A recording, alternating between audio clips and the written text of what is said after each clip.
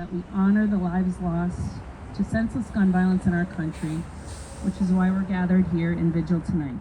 More than 24 people staged the vigil at the First Parish Universalist Church on a cold December 14th evening.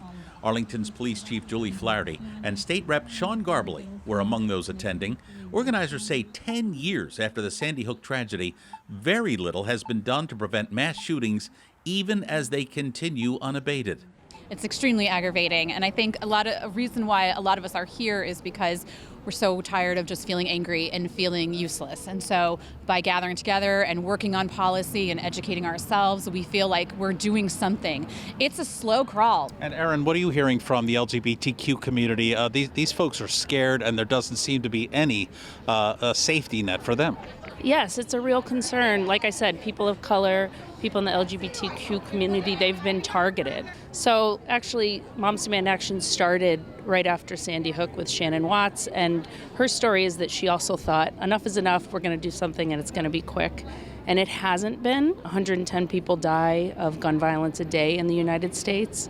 Immediately following the Sandy Hook shootings, the clarion call nationwide, coast to coast, was never again. We need to make changes, and we need to make them now.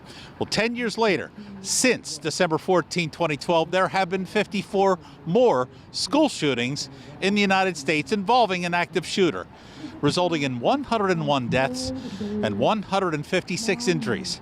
And the people attending here tonight say enough is enough. We have done a lot. Moms is a huge organization. We have over 10 million supporters, a chapter in every state, and there are people every day doing this work to reduce gun violence like we are tonight, and to honor victims of gun violence, which is really important in this work. We're pushing for change, but we also don't want to forget all of the lives that have been taken from gun violence. In the 10 years since the tragedy in Connecticut, there have been so many more communities and families that have suffered the same fate as Newtown as a result of gun violence.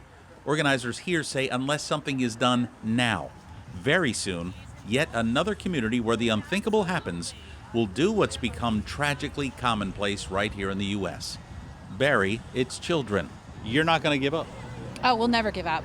We'll never give up. It's not an option. We can't give up. I have 2 children. I have a 6-year-old, I have a 10-year-old. I have a pit in my stomach pretty much every day when I drop them off at school. You like to think it can't happen here, but it can. And unfortunately, it will, and if we don't do something about it. So, no, we will never give up. For ACMi News, I'm Jeff Barnes.